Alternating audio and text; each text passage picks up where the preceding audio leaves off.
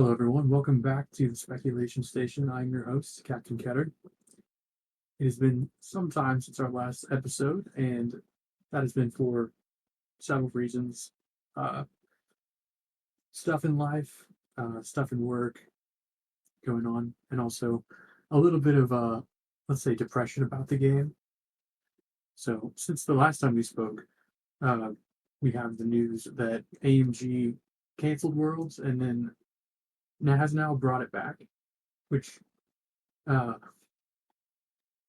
it has been not really shocking, I think, to anyone that they fumbled the bag in their PR scheme.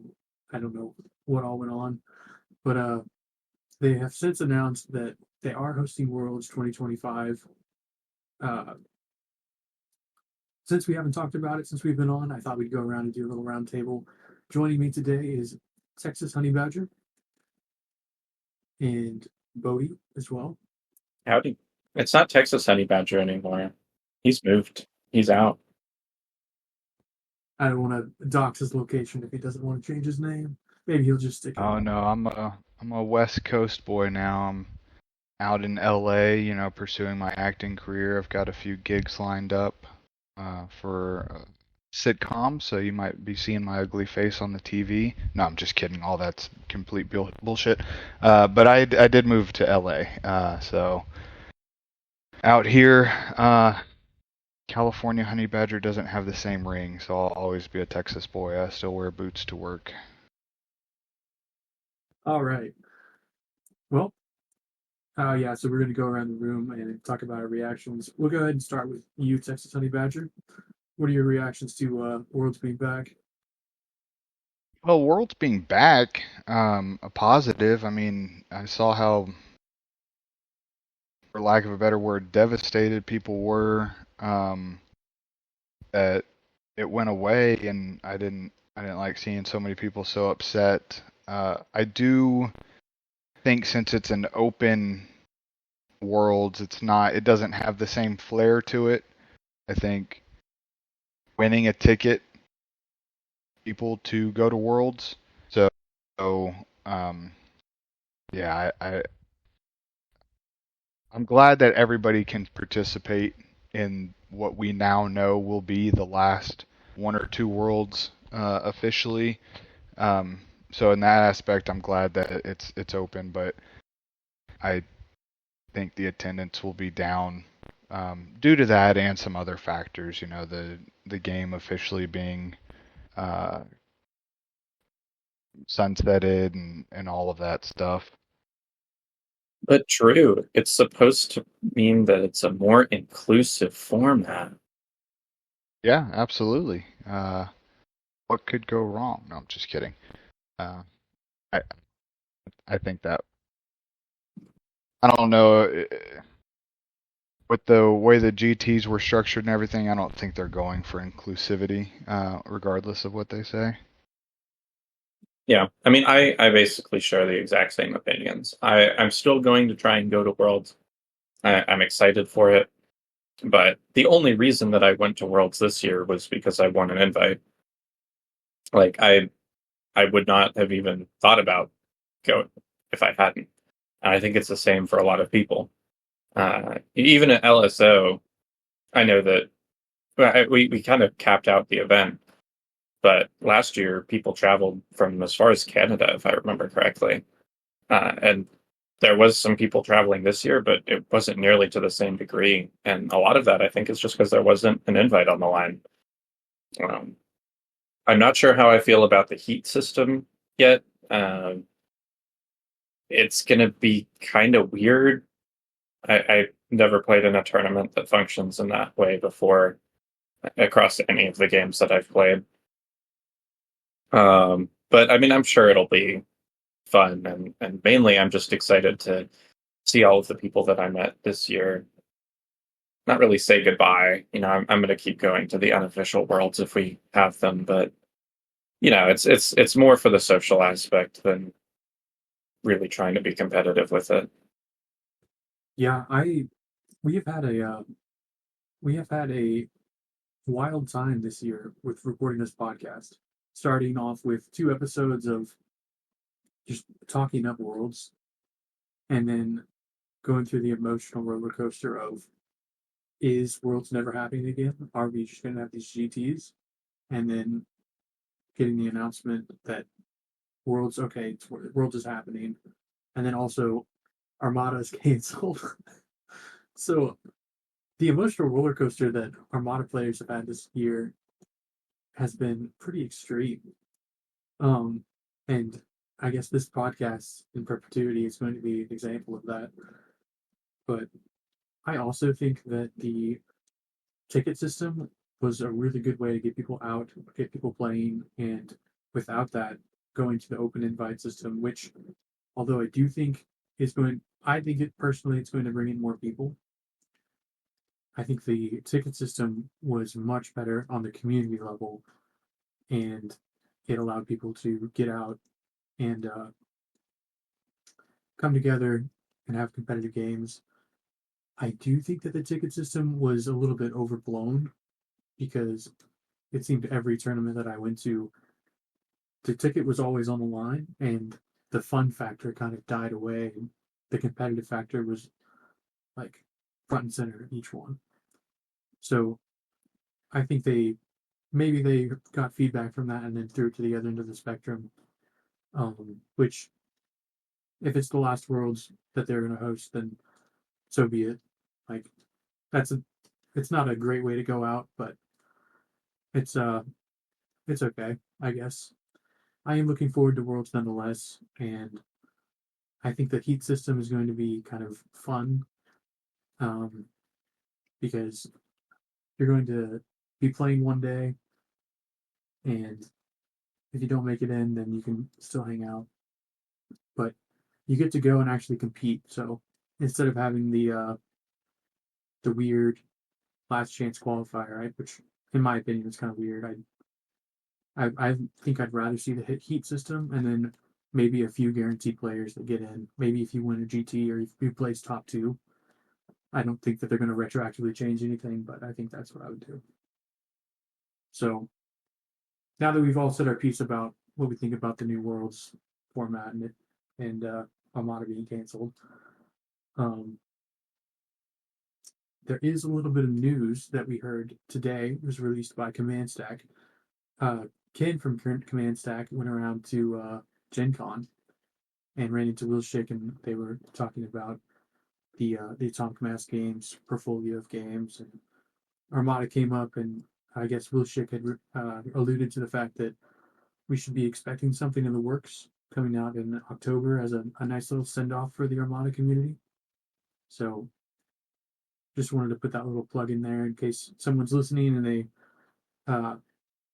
feel a little down about the state of Armada, then I think we can be kind of comforted by this last little send-off, and hopefully I think it will kind of buff out the edges of Armada, and then following this, the community-led effort's going to take over and work on development in some aspect. So I'm actually more comfortable with where Armada is now than I was maybe for the past year and a half. What do you guys think? Yeah, I'm always excited to get something new. I am a little skeptical. I don't think we're gonna get like RR3. Just if anything, because of how RR2 was, and I don't think that they want to do any rebalancing or any play testing or anything like that. So if they give us RR3 and it has such a impact on the game like RR2 did, then that's just kind of what we're stuck with in perpetuity. So I don't think we're really going to get anything new. Maybe some crossover ships, but if anything, I don't think we're going to get new commanders or new squadrons. So maybe a point rebalance. Maybe change some things up. Hopefully, Sloan goes away, but I'm excited for anything new. I know that a lot of people since the last points rebalance have said that The game's the most balanced it's ever been.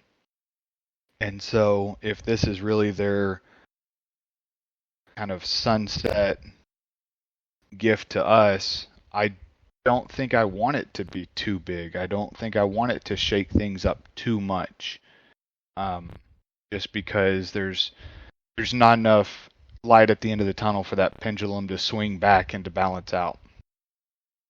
So I guess for a bit of retrospect, like when the news first dropped that Armada was put, I was very devastated. Um, it's pretty difficult to get me to cry, and man, it was a sad day. Um, and over the last couple of weeks, and I guess it's been like 2 months now, I've come to terms with it, and I'm still excited for the future. I've talked to a lot of people, and I mean, I'm going to keep playing the game that I love. Armada is one of the few things that I feel confident in my ability to perform in. Like I'm happy playing the game. I love the game, and I'm going to continue doing that as long as there's people to play with. I know, at least in like the local Arkansas, Texas-ish area, there's still plans to continue events, and I'll go to them. Uh, so like I'm kind of in this weird in between where I'm happy that AMG is out of the picture, and I'm still sad that we're not going to see anything like brand new. Um, but I'm glad that a toxic company is not going to be taking part in it anymore.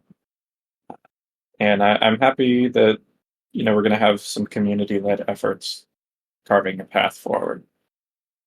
As for the new mystery thing, I've heard a little bit, uh, mostly rumors, and just to like not say a whole lot that I probably shouldn't say. Expect like nothing more than points rebalances. I think there's going to be maybe two like actual text changes, and one of them is fixing Invisible Hand. And honestly, I'm good with that. I think that without official prints, changing the text or adding new cards is not good, because how are people going to get them? Uh, Whereas points rebalances, you can kind of just be like, all of that's done on the list builder side anyway. You don't really need the physical copy as much. So I'm good with points rebalances, and if that's what it is, even if it's just a few key cards or if it's widespread, I'm going to be content with it. There are a few things that I feel are slightly problematic in the game, but honestly, my biggest balance concern is that there's a lot of things in the game that are underpowered compared to the rest. Like, especially if you look at the ion cannon slot, all of those crit effects, except for maybe HIE, are really not great. And when you compare it to PDIC or SW7s, there's really no reason to take many of them. And this is true across all of the upgrade slots. And that's kind of the main point of our elevation section. Like, there's just a lot of not great things in the game, and I would rather see some of those brought up to the level of the rest of the game rather than seeing anything nerfed, because I don't feel like there's anything super broken in the game right now. I hope it stays that way. All right. There are a few things that I think could be elevated, as we like to say around here, but we'll get to that later.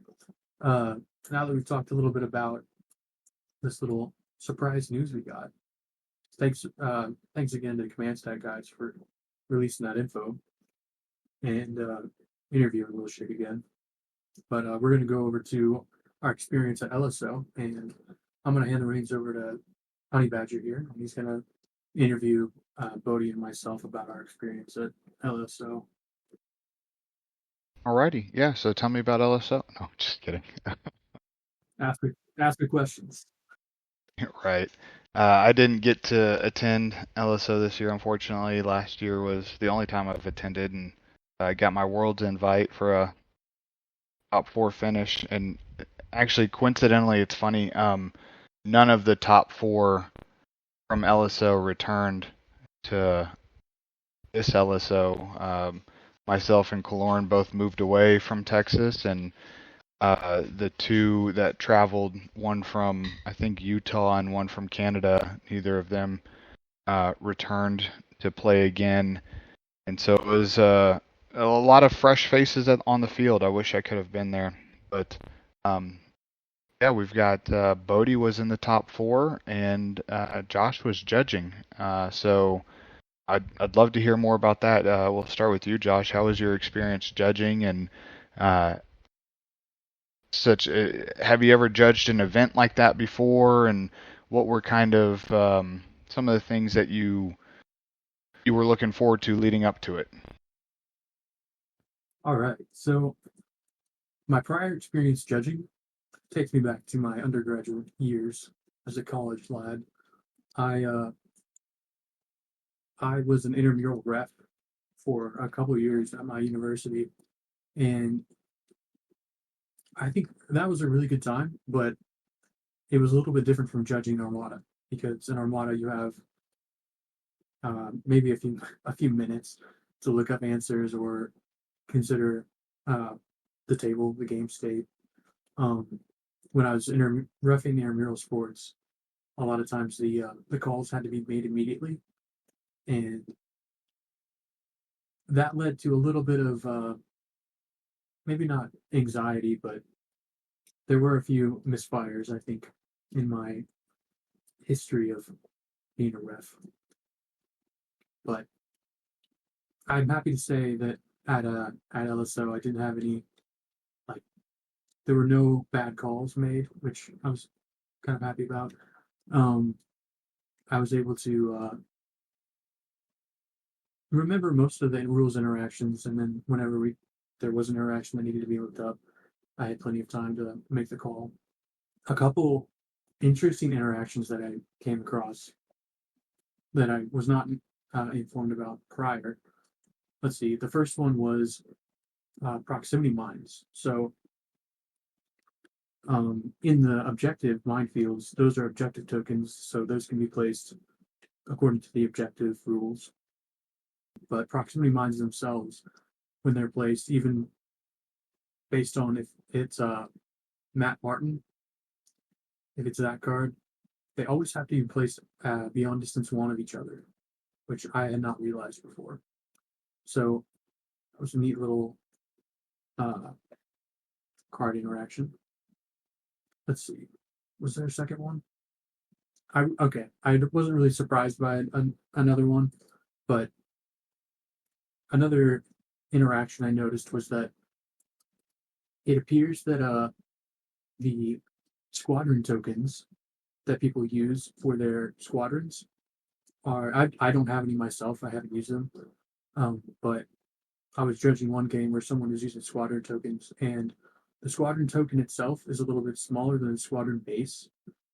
And so if you pick up your squadron and then measure your distance from your base, you may lose out on maybe a single millimeter or more of distance, and that could be the difference between you engaging this target and being able to shoot and not. So I think that was one interaction I was a little bit surprised by as well. I put down another squadron on top of the base and measured from that, and then I could tell that there was maybe like a millimeter or a millimeter and a half distance that the squadron I was measuring from could have gone to engage, but um, it hadn't. So I had to make the ruling then that it was out of range, which kind of hurt me. You know, the person I was judging was someone I looked up to. So you know, I got to do what I got to do as a judge and call it as it is, and not have any bias. But I think it was a good time. Something I was talking to Ian about, the other judge. He's a veteran at judging, but when you're judging the tournament, it's almost like you're playing a different game of Armada.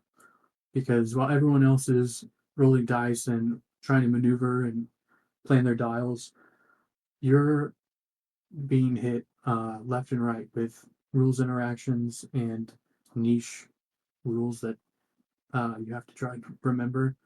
And then you're also trying to do the Karnak table stand every now and then, trying to get range and arc lines drawn. So playing that version of Armada was actually quite a lot of fun, and I enjoyed it. But I'm looking forward to next year and seeing what we have in store. I heard a rumor that it's possible that FLG, Frontline Gaming, doesn't hold on to Armada, but that could just be a rumor. In that case, then I'm looking forward to seeing whatever LSO has to offer next year. Maybe we can take a venue somewhere else and have a nice party, just Armada guys. But anyway, that was my experience at LSO. Very nice. Was there, so you talked about a few obscure calls. That was actually a question I was going to ask. What was the most kind of obscure call you faced, or what stumped you the most? Was it the mines, or do you have something else? Yeah, it's got to be the mines. I think a lot of the other rules questions were pretty standard, I would say. I don't think I even looked up another rules interaction in the rule book that day.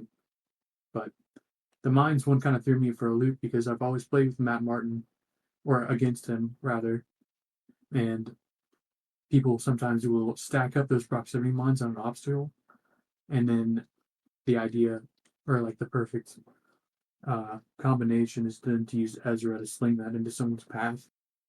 But now knowing that you can only have one per distance one, so they have to be like separated,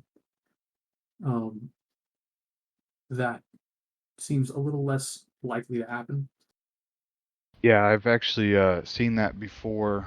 When I started playing Mart after Worlds a little bit, I knew you had to place them down at distance one, so there's only a few of those obstacles that you can get them across from. But hats off to you for batting 1,000. I think when I went to Worlds, I didn't make it past day one, and every single judge that I called over for a judge call got something wrong at some point. I hit all three of them. Dennis didn't make any rulings on my games, but the other three each made an error. So good job on you for not having that situation. And it wasn't. And none of the errors were super critical or changed the game in any way. And some of them were rectified on the spot because it was like, well, I actually think the rule says this, and they'd go and look it up, and so no big deal. But all right, cool. Another aspect of judging is sometimes when you're playing Armada, between you and your opponent, it can get a little heated. And as a judge, you actually kind of need to place yourself in between those two people and calm things down. And like as a player, you get that every now and then, but as a judge, you kind of get to see how frequently that stuff happens. And Maybe we should push to change the name from judge to referee. Maybe, I don't know. I did have to stand in between a couple people and like have a chat with them and like calm them down. And then I also had at least one other person who wasn't happy with my ruling, even though like that's the cards. That's the way the cookie crumbles, But overall, I think it was a really fun time. It was a really good turnout actually for GT, even though we didn't have a ticket on the line. I think we still got, I don't know, maybe like 30 players, 31 players. I think it was even 30. Yeah, I think you maxed out at 30 and got right at 30. So, well, cool. Alrighty. So, Hoodie, what was your experience at LSO? Tell me a little bit about your list and kind of how you came up with your list and what some of your matchups were, and anything else you'd like to talk about. All right. Well, just for starters, I had an absolute blast. Um, I haven't played in a whole lot of multi-day tournaments. I played at the Store Championship that I got my invite in. I played at Worlds. I played in the Norman, Oklahoma Classic back in June. And then I played at LSO. And out of all of those, like LSO drained me the most. But I was talking about it with Josh before the podcast, and it's not because I was exhausted in any bad way. It was because, like, my matches, I mean, they were nail-bitingly close. Just about every game I played, I mean, it could have been swung in the opposite direction by a different maneuver or a different dice roll. And I love when games are that close. It feels bad when you just like completely stomp on somebody, and it feels bad when you get completely stomped on, at least sometimes. But I just love when games are really close and you can talk about it afterward. But so I played my Thrawn fleet. It's an ISD2, Demolisher, a Gazanti, and then 116, I think, points in squadrons. It's got Merrick, Jendon, Hondo, Mahler, and 4 TIE bombers. And I originally came up with the list because at Worlds, I played Akbar and Ben, aka Downsize It, played Thrawn. Thrawn's his favorite commander. And we decided after Worlds to do a little bit of a switch. And so he was going to play some Rebels, and I decided to play Thrawn. And I threw together a few variations of a Thrawn list. I knew I wanted some squadrons. And, I really, really enjoy playing with flak boats. I think I've talked about that on here before, but I just love throwing a whole bunch of dice at squadrons in one turn. And Demolisher makes a really good flak boat, especially it's the Demolisher 2, or the Gladiator 2 with 2 blue for base flak. And then you throw Callus on there, you throw Ruthless Strategist. And with Hondo and Mahler, you get just flat out like guaranteed 3 damage per squadron, and that's if you don't roll any hits. And that's just like the first attack. One of my favorite things to do would be just like ignoring ships entirely. Start the turn, flak out the front, and then jump the squad ball, flak out the rear. It was super fun. I just love flying like little fast maneuverable ships, and I love flacking. So that Gladiator build fit all of my needs perfectly. The squad ball, I mean, Hondo and Mahler were really the stars of the show, just because guaranteed damage is great. And Merrick and Jendon are broken, please nerf. And the TIE bombers were honestly there just because they were the only things that I could afford, like points-wise, and they have the most efficient for the cost whole value to Ruthless off of. And then they also helped a lot in squadless matchups because it turns out bombing things when they can't defend against it is really good. So I kind of iterated on the original list a few times, and I ended up taking this exact one to the Norman, Oklahoma Classic in June. I got first place there. The fleet is designed to do really well against Imperial squadrons and Separatist squadrons. And I knew there was a lot of Separatists in Oklahoma, and there's quite a few Separatists in Texas as well. There's also a lot of Imperial squadrons in like everywhere because they're good. But when you get 3 guaranteed damage against squadrons, and a lot of Imperial and Separatist squad balls consist of mostly 3 health things, it's pretty good. And so I felt really favored into both Separatist and Empire as a whole. My weak matchups going into it, like I knew that anything against Republic was going to be a struggle, whether it's a completely squadless version that has more damage output than I do, or a full-on squadron version that I can't chew through the squadron hull as effectively, and I can't really kill Venators with thermal shields with just an ISD front arc. But all of the games were extremely fun. I won't go into a whole bunch of details about it, but running through quickly, my day one, I ended up second place at the end of the day. My first round was against a pizza party list. His name is Ben. He's from Oklahoma. And the only thing that I regret about that game is, and this was the case on all of the tables at LSO, but there were two folding tables pushed together, and there was no table topper across. So there was just this huge gravity rift across the middle. On every single table, there was no avoiding it. And my main battle against Ben was right on that line.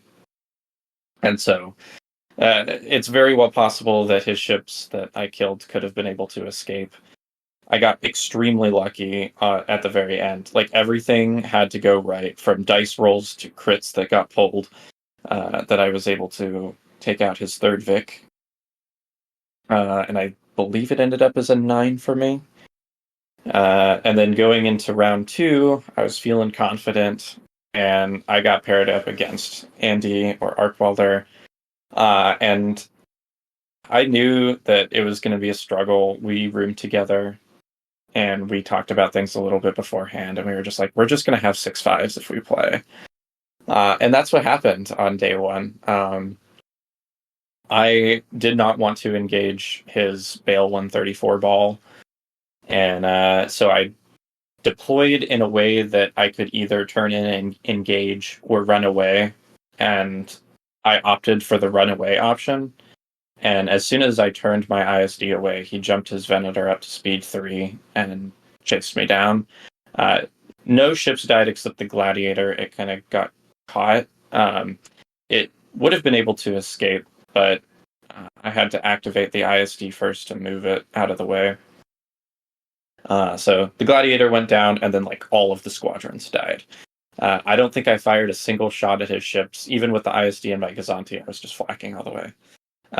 So I killed all of his squads. He killed all of mine except Jendon or something, and it ended up being a 6-5 for him.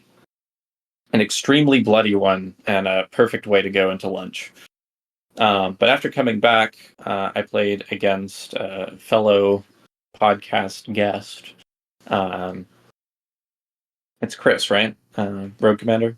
Yes. Yeah. He was playing a list that he had actually asked me for some help with a couple of weeks before LSO. So I don't want to say I helped design it or anything. It was all his ideas. I just offered a bit of advice. But it was a Gallant Haven assault frigate. And again, Rebel squadrons are kind of similar to the Republic ones. He had a bunch of 5-hull, 6-hull stuff, and you can't really kill those with Hondo and Mahler as efficiently. His objectives, he chose second player, and his objectives were pretty rough. He had some farming stuff, and so I had to go with his most wanted. He only had 2 combat ships, so I felt like it was fine. But I knew it was one of those things where I had to get the ISD out before it died, or it would have been a huge score for him. And of course, he put the most wanted objective ship on his side for one of his flotillas. But we had this really quick scrimmage. I only ended up he left.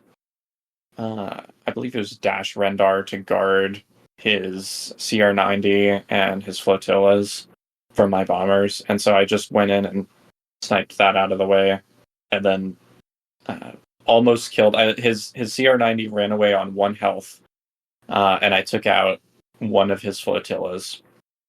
The rest of his stuff looped around and kind of toilet bowled me. I had to yeet Merrick all the way across the board to catch up to the CR-90. Um, it was a really wild game. His formation flying was really good. He was locked into the activation order because he grouped up a bit too close, and it kind of gave me a bit of an advantage in that regard.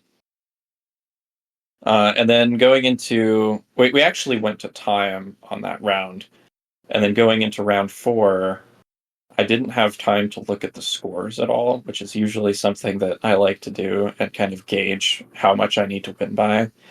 And so I got paired against Scott with his SSD. And if I had time to like take a breather and look at the scores, I probably would have played a much more reserved game. The SSD matchup against my list it's a 10-1 either way. Like either I'm killing it and losing a couple of things, or he's tabling me and maybe I get it to half health. And so if I had time to look at the scores beforehand, it would have been, just a deploy on opposite sides of the board 6-5 game, and that would have put me into day 2. But because I didn't know that, I just went straight for it.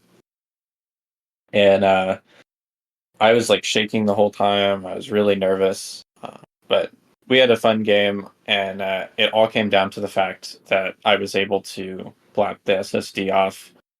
If it had gotten its activation on that turn, it would have killed both the Gladiator and the ISD in one activation.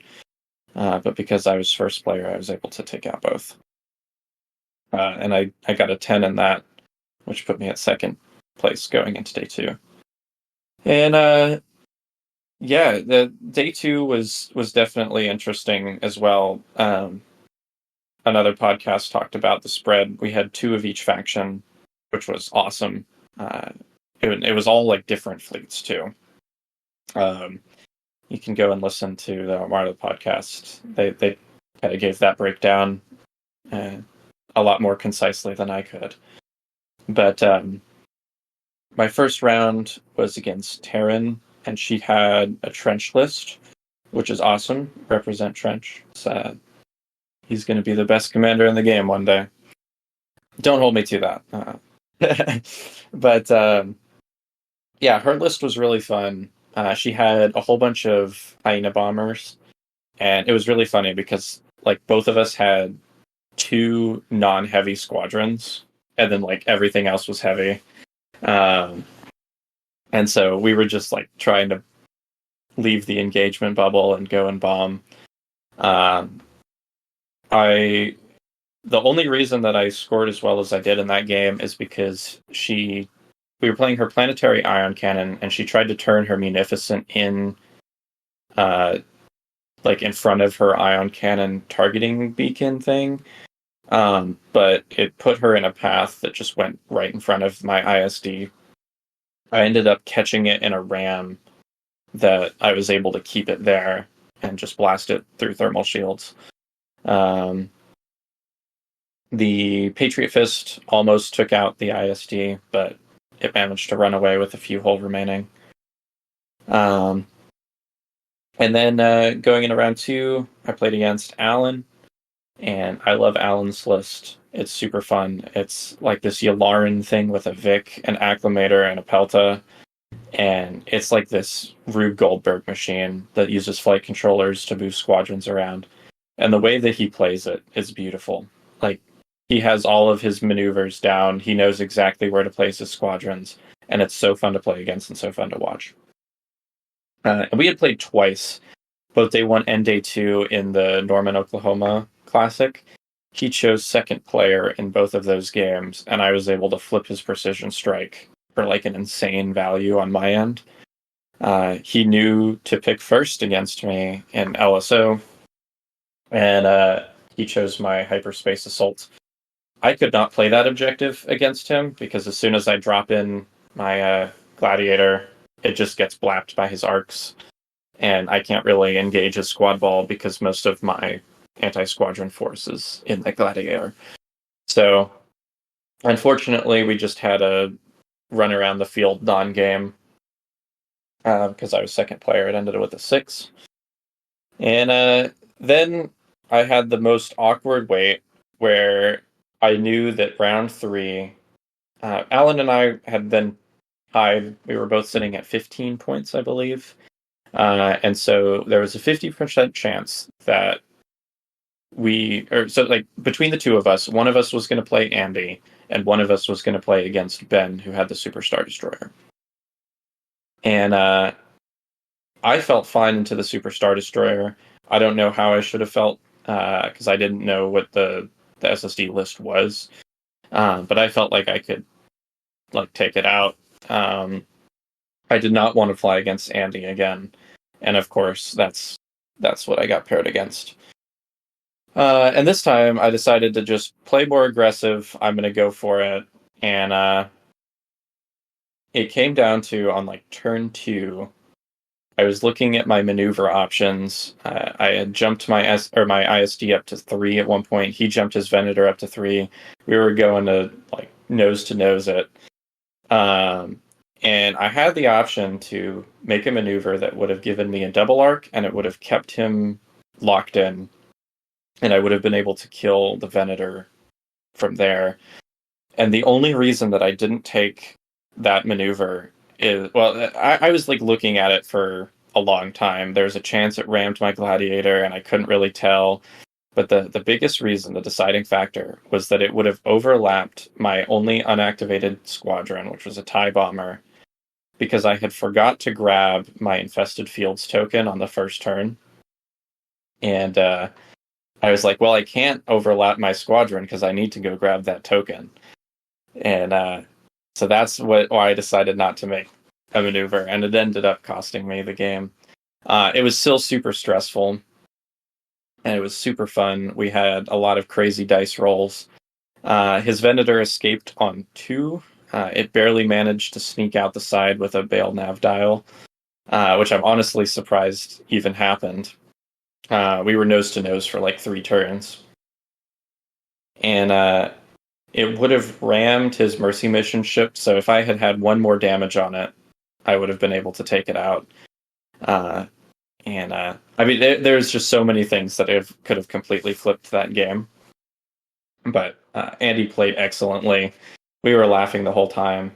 The one thing that I do regret that actually felt a little bit bad for a minute was we got time called on us, and according to our clock, we still had 3 minutes. But we were told not to start a new round, and if we had that 6th round, then I would have been able to take out his Pelta. It would have only moved me up to 3rd place, but I mean, it just felt a little bit sad at the time. Overall, though, I had a fantastic time. All of my opponents were awesome to play against, and I had some really, really close nail-biter games. A lot closer than some of the scores made it seem. And I won some rulers that I'll never use because they're too short. They're very pretty, but they're too short. You'll use those whenever you need to call a judge over to see if your enemy has a shot on you. Hey, yeah, here, use my official ruler that I won at so. No, yeah, I'm looking at the T4 here, and as you mentioned, 2 of each faction were represented in the top 8. That's pretty cool. So on day 1, 2 Imperials were 1 and 2, Rebels were 3 and 4, Sis was 5 and 6, and then Gar was 7 and 8. And then your only loss on day 1 was to Andy, who was your only loss on day 2, and he ended up winning. Kind of just a funny note on how Armada scoring in tournaments go. On day 2, you and Alan tied for TP. You were 2 and 1, he was 1 and 2, and you had the head-to-head win against him, but he still managed to get 3rd place over you because of MOV. He had a 10-1, so it's just kind of hinky how the scoring goes sometimes. And yeah, he had the 10 in round 1, and I had the 9. And even though I beat him in round 2, it was 6 with 0 MOV. And since we both lost our round 3, he eked it out above me in MOV. And also, I would like to mention that Matt had the same tournament points. It was 19, right? We were all at Matt Or had 18. we were all at 18. Yeah. Yeah. And it was a really, really stressful, like, because when they were calling out the scores, I knew that I was tied with both Matt and Alan, and I knew Alan had MOV over me, and I did not know what Matt's MOV was, and so we were just sitting there waiting for scores, and I made eye contact with him, and I know he was thinking the same thing. It's just like who's going to be the one who gets cut out of the top four.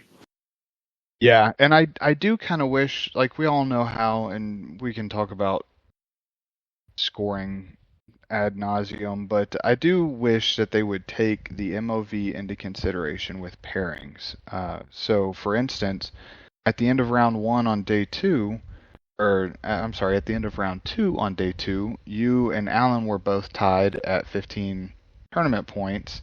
He obviously had you beat on MOV, but you went on to play Andy, who had 14, and he went on to play Ben, who had 13. So if they had taken the MOV into consideration during the scoring, that would have been switched. He would have played Andy, and you would have played Ben, and it would have been a completely different.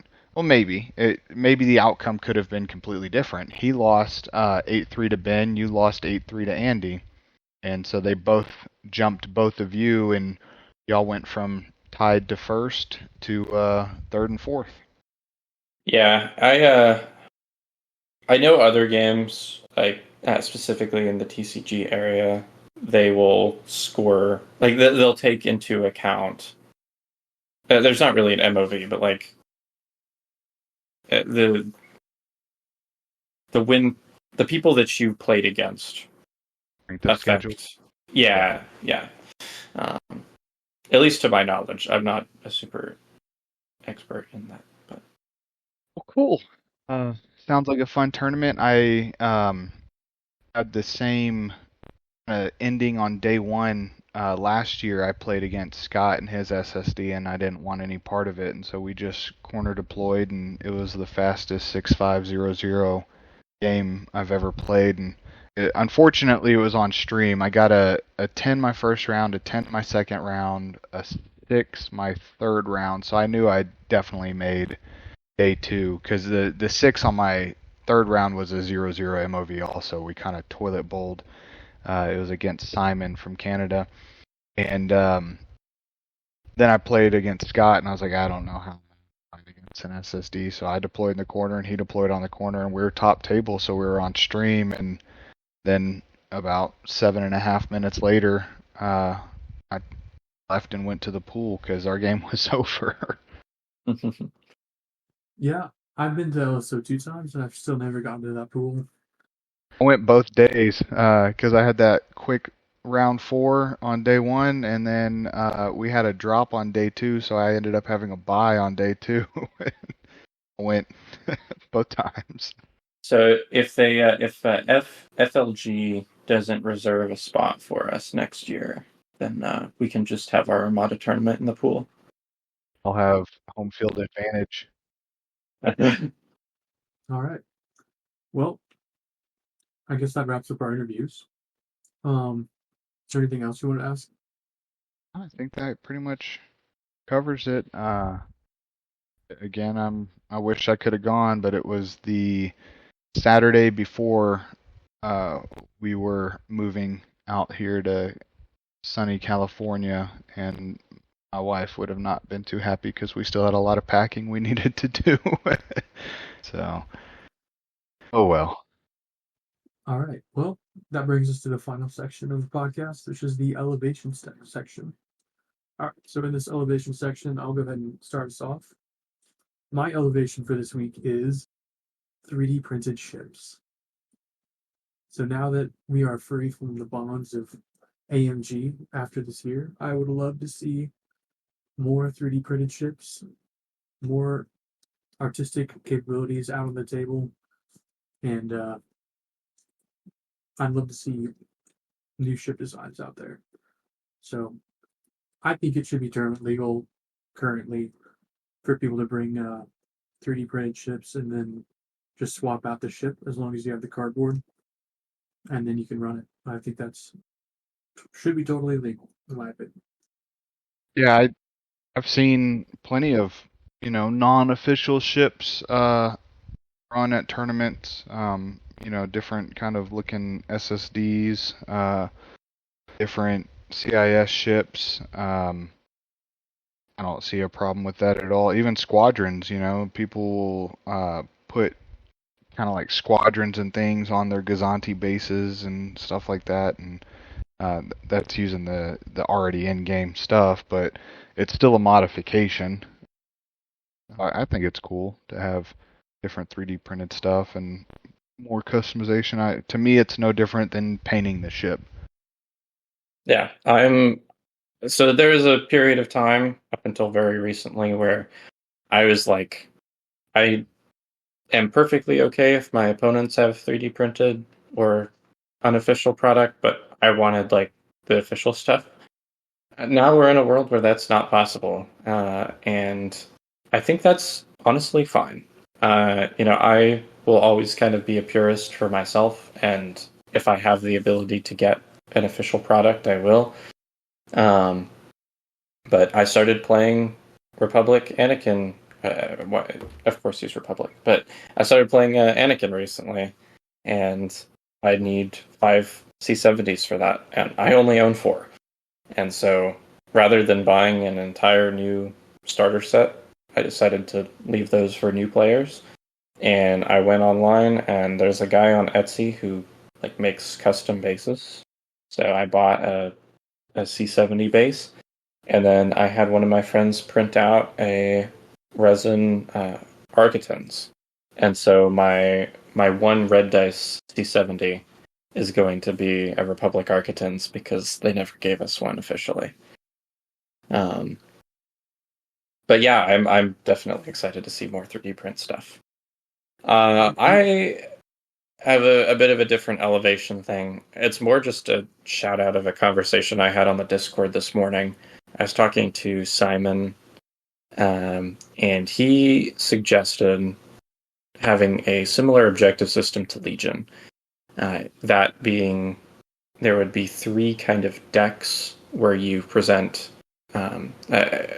From what I understand, I've only played a few games of Legion, and I don't really understand the full process. But the effective second player provides the decks of like the location, or I guess like the obstacles, the scoring method, and the deployment zones, and then you draft them by taking turns striking off one card from those 3 rows until you end up with a completely different setting for every game.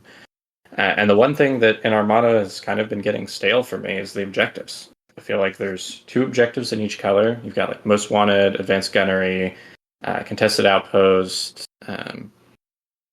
fire lanes, superior positions, and solar corona. And like those just kind of see the most play, and there's a few others that see a bit of play, but it's really just like those 6 plus some that are over and over again you see. Whereas there's some that just don't see any play at all. Outside of a couple separatist lists, you don't really see Iron Storm. The Red Rift one, I think it's like Rift Assault or Rift Ambush or something like that. I've never seen played. Even the really cool ones like Blockade Run. I wish that you could just Blockade Run deploy in, I don't know, like Doom Station. And I think that having a system like that where you get to see some of the more unique obstacles and see some of the more interesting deployment zones could really shake up the meta.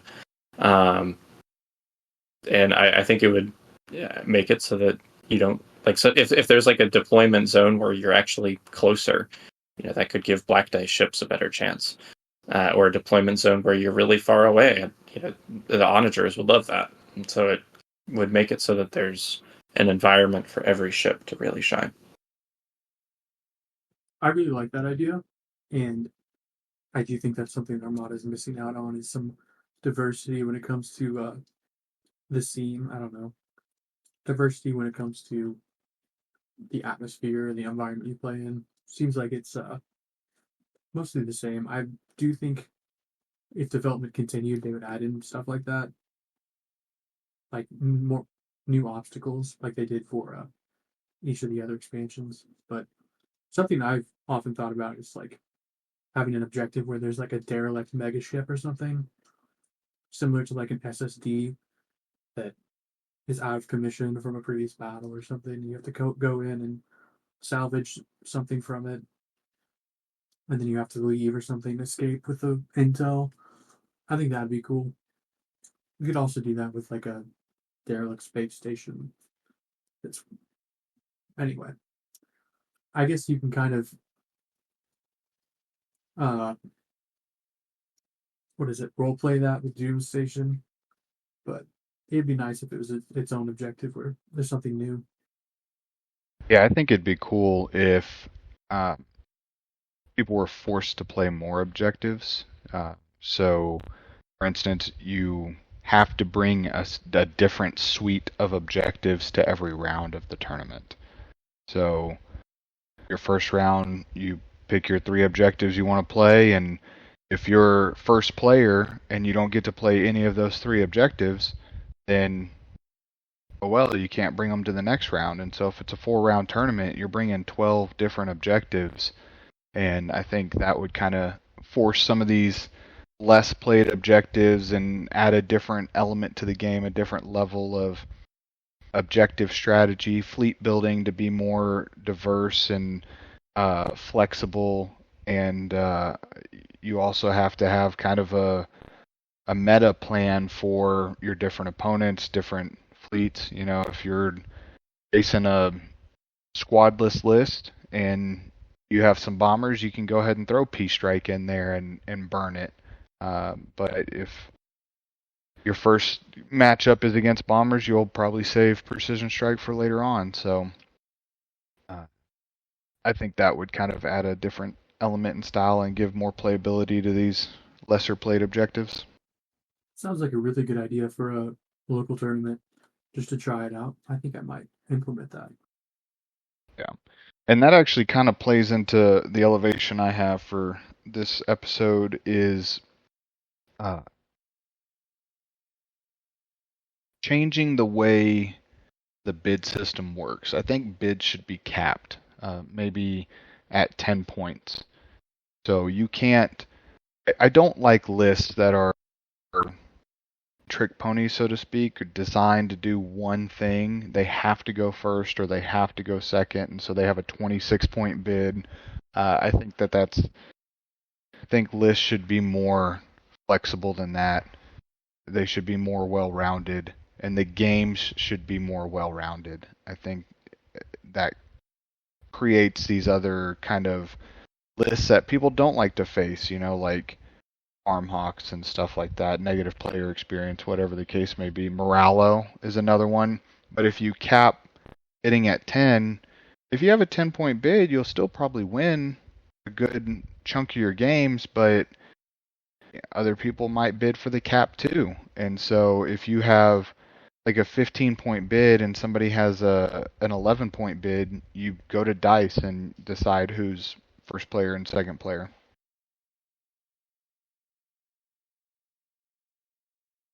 I like it.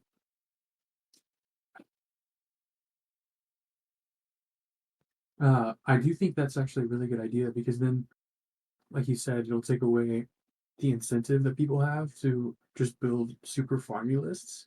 But then you always know you need to have a list that's like 390 points, and then you're actually losing out if you don't.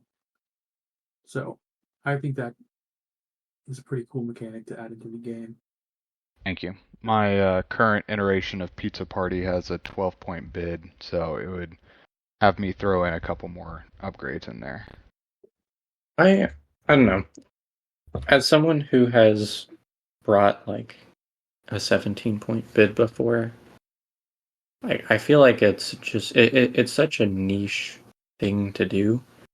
Like you said, like 10 points wins a lot of the time. And I used to be a player who just like I had to have a bid. Like I had to make that choice. But in some of my recent fleets, like my LSO and Norman fleet, and the Anakin list that I'm working on, I am purposely trying to decrease the bid. Like I am putting in objectives that I'm not objectives, upgrades that I don't really need um, to get to 400 because I want my opponent to choose. Um, I have found that there is a strange value in giving your opponent the choice because if you have a good enough objective suite and if you have a powerful first activation, they're going to make a mistake, whether it be giving you a first or second player that is the mistake, or picking a specific objective that is the mistake. And I really enjoy just like not having to worry about that. I make my opponent choose, and I don't know. I think that there's some value in that as well. Yeah, I have played many games where I feel the same way. I thought my worlds list was kind of in that boat of you don't want me to go first, but you also don't want to play my objectives. It didn't work out too well for me. I think I had some pretty bad matchup along the way, but I appreciate that mentality. One thing I've also kicked around is if you win the bid, you can only choose to go first. So you can either choose or you can defer and your opponent can choose. Or you can either choose to go first or you can defer and your opponent gets to choose to go first or second. Which, if you're deferring, they're probably going to pick second because that means you don't want to go first. But just a way to balance it out of taking away these mega bids for, one trick pony fleets, like I was saying. Because there aren't really, if you look at it, and maybe I'm wrong, but there aren't 3 objectives that benefit a like a smash and grab fleet, a big and heavy fleet. There aren't, like 3 objectives you can slap on an SSD that promote fighting. It's if you're going to have a huge bid and you're bidding for second, you're bidding to make the opponent come to you and have to engage you or have to outfarm you or get you off of farming, whatever the case may be. If we had more combative based objectives, then maybe I'd feel differently. All right. I'm willing to have an open debate about that one later on, but I don't think I'd give my seal of approval for that one. Yeah, that one's a little too much. I know. I'd be willing to discuss that in a future podcast, but at the time of recording, it's 11 p.m. and I'm ready for bed. Yeah, so we can wrap this up. Thanks everybody for listening. I want to give a shout out real quick again to Command Stack. You guys should go check them out. Check out Aaand Radio on YouTube. And while you do, subscribe, like this video, or leave us comments on the video or in Spotify. And hope you guys have a good one.